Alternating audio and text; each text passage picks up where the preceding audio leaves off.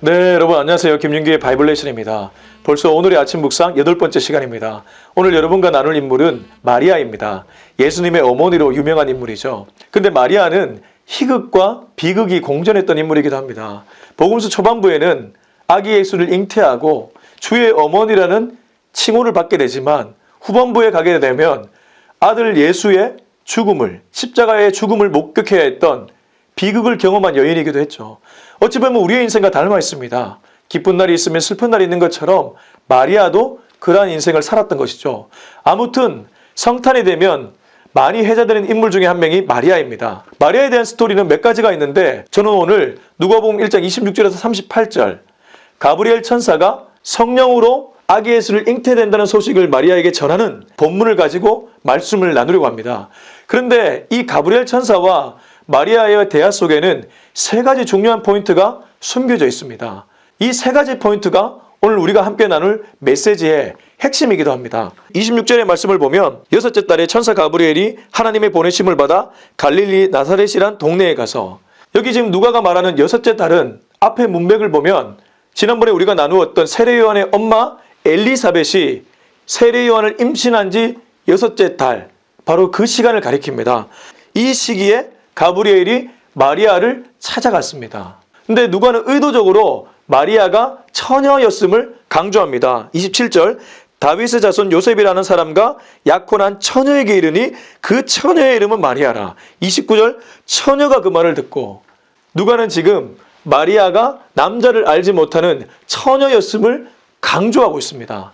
그래서 우리가 신앙 고백할 때 동정녀 마리아 이렇게 표현하지 않습니까? 그리고 이제 천사가 마리아에게 이런 말을 합니다. 28절 그에게 들어가 이르되 은혜를 받은 자여 평안할지어다 주께서 너와 함께 하시도다 하니, 여기서 첫 번째 포인트가 나옵니다.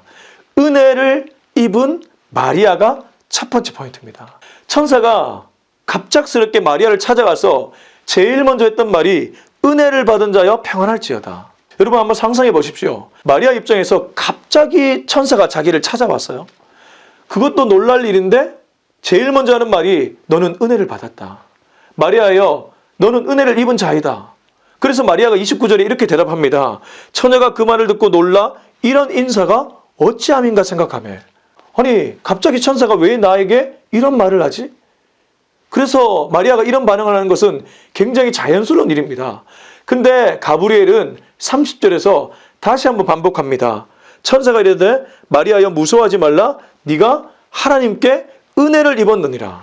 그래서 첫 번째 포인트가 하나님의 은혜를 입은 마리아라는 것이죠. 근데 여러분 한 가지를 좀 생각해 볼 필요가 있습니다. 보통 우리가 은혜를 입었다고 그러면 마이너스에서 플러스가 된 것을 생각합니다. 무슨 말이냐 하면, 가령 내가 경제적으로 굉장히 힘들었는데 하나님의 도우심을 받아서 그 경제적 어려움에서 해결돼서 지금은 좀 윤택한 삶을 살게 되었다.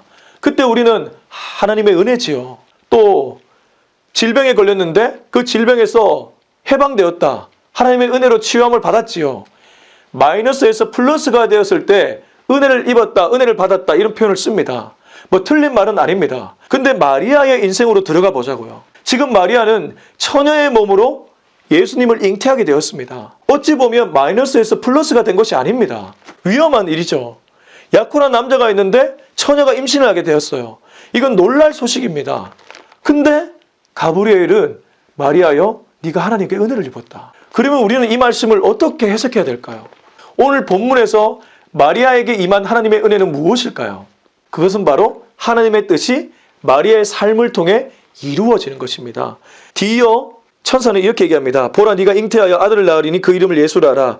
그가 큰 자가 되고 지극히 높으신 이의 아들이라 일컬어질 것이요 주 하나님께서 그 조상 다윗의 왕위를 그에게 주시리니 영원의 야곱의 집을 왕으로 다스릴 것이며 그 나라가 무궁하리라. 쉽게 말해 구약의 다윗에게 약속했던 하나님의 영원한 나라가 네가 임신한 예수를 통해서 이루어지게 될 것이다. 하나님의 뜻이 너의 삶을 통해 이루어지게 될 것이다. 그것이 바로 마리아가 입은 하나님의 은혜라는 것입니다. 그래서 이 말씀을 우리는 우리의 삶에 이렇게 적용할 수 있습니다. 올 한 해 코로나 때문에 여러분의 삶이 많이 힘들었지 않습니까? 지금 우리가 성탄을 기다리고 있지만 예년과 다른 성탄의 분위기가 나지 않습니까? 비대면의 시기가 되면서 서로가 서로의 얼굴을 제대로 보지도 못하는, 그래서 자영업자들은 굉장히 힘든 시기를 보내고 있습니다. 이때 우리가 하나님의 은혜를 입었다는 말을 어떻게 감히 할 수 있겠습니까? 근데 마리아의 인생을 보면 하나님의 은혜라는 것은 그 삶을 통해서 하나님의 뜻이 이루어지면 그게 은혜라는 것입니다. 비록 우리가 코로나 때문에 힘든 시기를 보내지만 이 힘든 시기 속에서도 우리 가정에, 내 삶에, 그리고 내가 일하는 일터에 하나님의 뜻이 이루어지면 우리는 은혜를 받은 자라는 것입니다. 바라기는 올 한 해를 은혜를 받은 자로 마감하는 저와 여러분이 되었으면 좋겠습니다. 두 번째 포인트는 34절과 35절에 나옵니다. 제가 연달아 읽겠습니다. 마리아가 천사에게 말하되 나는 남자를 알지 못하니 어찌 이 일이 있으리이까. 천사가 대답하여 이르되 성령이 내게 임하시고 지극히 높으신 이의 능력이 너를 덮으시리니 이러므로 나실 바 거룩한 이는 하나님의 아들이라 일컬어지리라. 마리아가 남자를 알지 못하는 처녀인 내가 어떻게 아기를 임신합니까? 라고 되물으니까 천사가 이렇게 대답하죠. 성령이 내게 임하시고, 영어 성경을 보면 The Holy Spirit will come on you. 네 위에 성령께서 임하게 될 것이다. 근데 뒤에 나오는 말씀이 두 번째 포인트입니다. 바로 지극히 높으신 이의 능력이 너를 덮으시리니. 두 번째 포인트는 성령께 완전히 사로잡힌 마리아. 성령의 덮으심을 경험한 마리아입니다. 여기 덮었다는 표현이 NIV, ESV, NET 좀 유명한 영어 버전을 보니까 동일하게 overshadow라는 단어로 번역되고 있습니다. 여러분, overshadow는 그 뜻을 찾아보면 그림자가 드리워지다 라는 뜻을 갖고 있습니다. 우리가 햇볕이 쨍쨍하게 비치는 정오가 됐을 때 그 햇볕을 피하기 위해 큰 나무 그늘 아래 있지 않습니까? 큰 나무 그늘, 완전히 나를 그늘이 덮었다고 할 때 overshadow라는 단어를 씁니다. 동일한 표현이 구약에도 있습니다. 출애굽기 40장, 마지막 장인 40장 34절과 35절에 보면 성막이 완전하게 만들어진 후에 여호와의 영광이 성막에 충만한 그 모습이 기록되어 있는데 34절 구름이 해막에 덮이고 여호와의 영광이 성막에 충만하며 모세가 해막에 들어갈 수 없었으니 이는 구름이 해막 위에 덮이고 여호와의 영광이 성막에 충만함이었으며, 여기 해막에 덮이고 충만했다는 표현이 바로 오버섀도우입니다. 하나님이 이스라엘 백성을 만났던 그 제사의 장소에 하나님의 영광이 충만하게 임했다고 할 때 오버섀도우. 솔로몬의 성전에 쉐키나의 영광, 오버섀도우. 지금 마리아에게 임한 지극히 높으신 능력이 덮어진다는 표현이 오버섀도우. 이 모든 것이 동일한 뜻을 갖고 있다는 것입니다. 그래서 마리아가 성령으로 아기 예수를 잉태했다는 것은 마리아의 인생을, 이 순간 마리아의 인생을 성령께서 완전히 덮었다, 사로잡았다는 것입니다. 여러분, 초자연적인 일이 마리아에게 지금 일어나고 있습니다. 남녀가 관계를 하지 않았는데 아기를 임신하게 된다는 일어날 수 없는, 이성적으로 이해할 수 없는 일이 마리아에게 일어났습니다. 이때 마리아가 어떻게 그것을 받아들이게 되었습니까? 성령의 놀라운 능력이 마리아를 덮었기 때문에, 성령께 완전히 사로잡혔기 때문에 이 일이 받아들여진 것이고 이루어졌던 것이죠. 여러분, 저도 또 여러분들도 이렇게 성령께 완전히 사로잡히는 그러한 일들이 일어났으면 좋겠습니다.